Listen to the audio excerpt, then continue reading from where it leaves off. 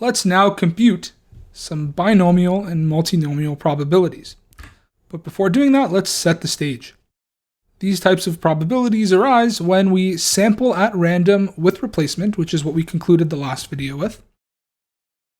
And they happen when we sample a fixed number of times, again at random with replacement, from a categorical distribution. So what that might entail, for example, is suppose we have a bag of marbles in which 60% of them are blue and 40% of them are not blue. Or suppose we have a bag of marbles and 60% of them are blue, 30% are green, and 10% are red. What we want to do is count the number of each category that end up in our sample. So for instance, what we might want to do is compute the probability of, if we draw 6 marbles, what the chance of getting 4 blue and 2 not blue marbles is. And that's where we're heading for the duration of this video. One thing to keep in mind is that in this video, you will need to understand what the binomial coefficient n choose k is and what it means. And so in this video specifically, I won't be explaining that, but there's an additional video after this one at the end of this lecture that will walk through the steps of deriving n choose k, where it came from, and how we can interpret it. So if you're a little shaky on what the binomial coefficient is and what it means, you may want to go check out that video after this one as a refresher. But let's get into it. So suppose we sample at random with replacement 7 times from a bag of marbles, 60% of which are blue and 40% of which are not blue. Let's first say we want the probability of getting the specific sequence blue, not blue, blue, blue, blue, not blue, not blue. So I want to find the probability of this specific sequence. Now, if you remember back to data 8, we were taught the product rule or multiplication rule, which said that if you have a sequence of events, all of which must happen, then the chance of all of them happening is the product of the chances of them happening individually. So here, what we need to do is, multiply the probability of a blue marble by the probability of not getting a blue marble by the probability of a blue marble 3 times, and then the probability of not blue marbles twice.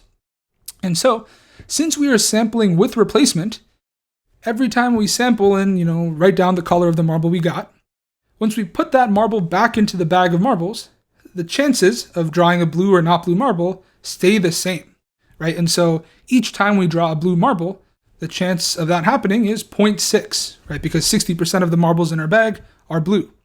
And so that's why for each of the 4 blue marbles I have, right, the first, third, fourth, and fifth, I multiply by 0.6. So I have 0.6 here, 0.6 here, 0.6 here, and 0.6 here. If we were sampling without replacement, these numbers would change each time because I'm removing one of the blue marbles, and so the proportion of marbles that are left that are blue is different. But since we are sampling with replacement, it's 0.6 each time. Oops.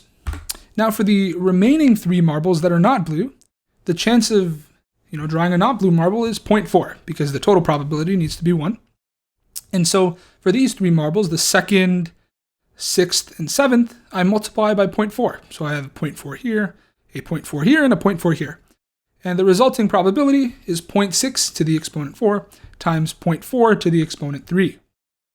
Now, the question I want you to think about is how does the probability of, oops, you see my keyboard connecting, but how does the probability of getting 4 blue marbles and 3 not blue marbles compare to the specific probability we just computed?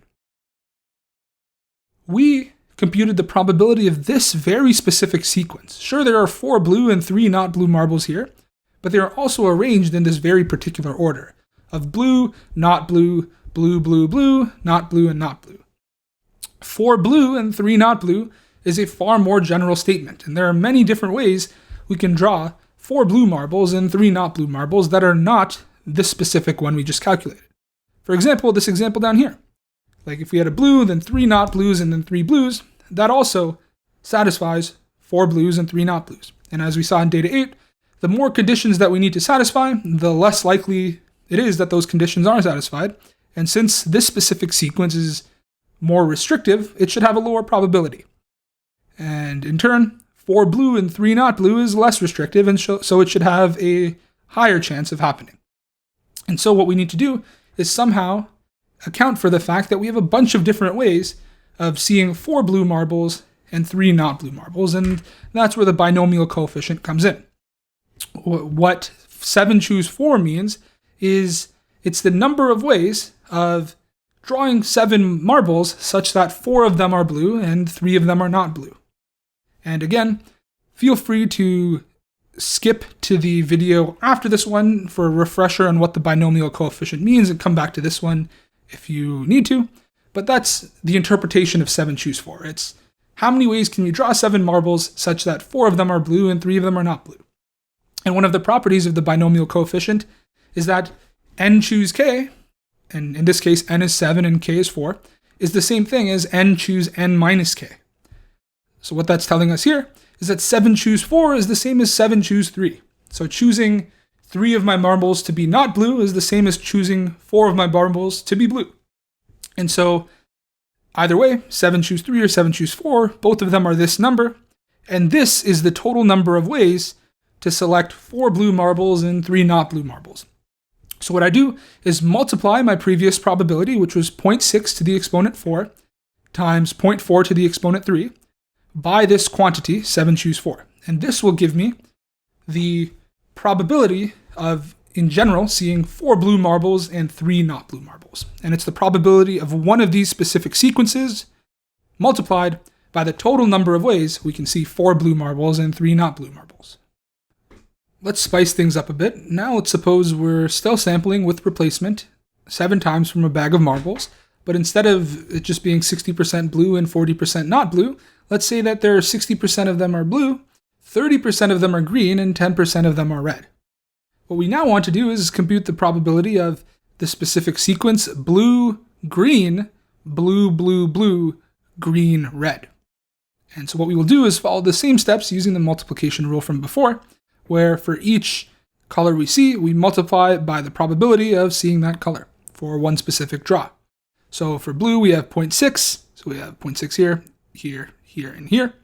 For green, that occurs twice at marbles 2 and 6, so we have at position 2, there's a third, or sorry, not a third, 0.3, and at position 6, there's a 0.3, and the last marble we see is red, which occurs with probability 0.1, so at the end, we multiply by 0.1, giving us this as the chance of seeing this specific sequence of blue, green, blue, blue, blue, green, red. Again, that raises the question, what is the probability of the more general event, 4 blue, 2 green, and 1 red? Again, what we will do is take this previous probability of one specific sequence and multiply it by the total number of ways to draw 4 blue, 2 green, and 1 red marble. That number, and again, this is in the video at the end, is 7 factorial divided by 4 factorial times 2 factorial times 1 factorial. And this is a generalization of the binomial coefficient to multiple categories. And so what this is telling us is this is the number of ways to draw 4 blue, 2 green, and 1 red marble if we're drawing 7 marbles in total. And we multiply that by the probability of one of these specific sequences, and that gives us the chance of seeing 4 blue marbles, 2 green marbles, and 1 red marble.